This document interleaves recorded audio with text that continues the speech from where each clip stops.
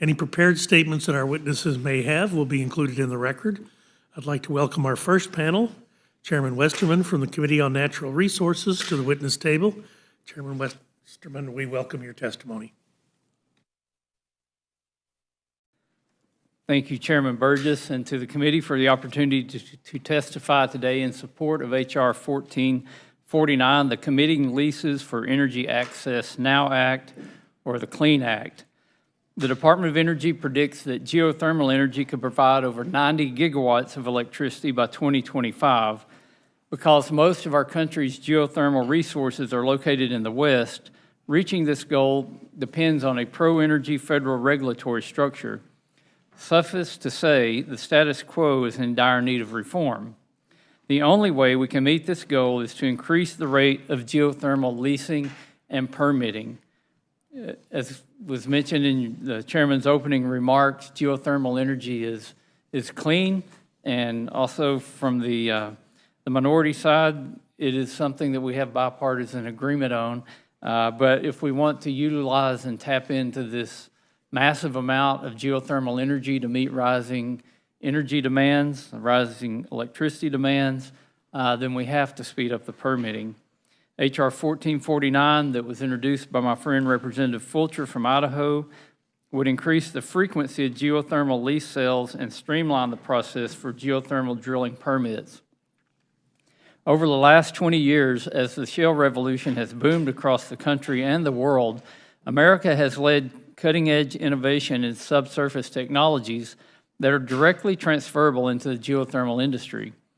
Geothermal energy has serious potential for growth in this country, but the best reservoirs are in the West on federal lands where federal bureaucracy gets in the way. We must do all we can to ensure that bureaucratic red tape does not hamper this resource moving forward. California is a prime example of a Western state with substantial geothermal potential.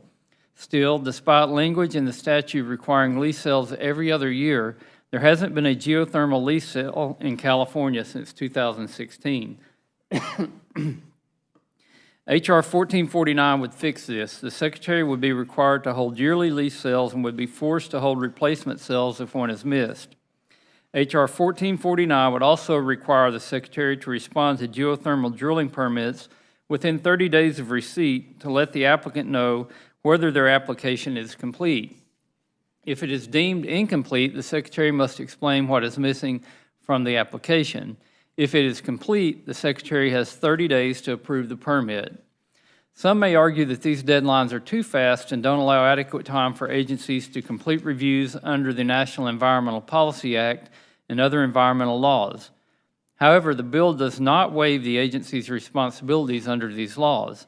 We all know from experience that agencies will not issue permits until they meet the necessary legal requirements. It is imperative that America wins the race to energy dominance, as adversaries like China and Russia do not have our best interest in mind. Geothermal stands to play a pivotal role in our domestic energy policy, but we must ensure the leasing and permitting processes are as efficient as possible. H.R. 1449 had a hearing and a markup in the Committee on Natural Resources, and it passed unanimously by voice vote.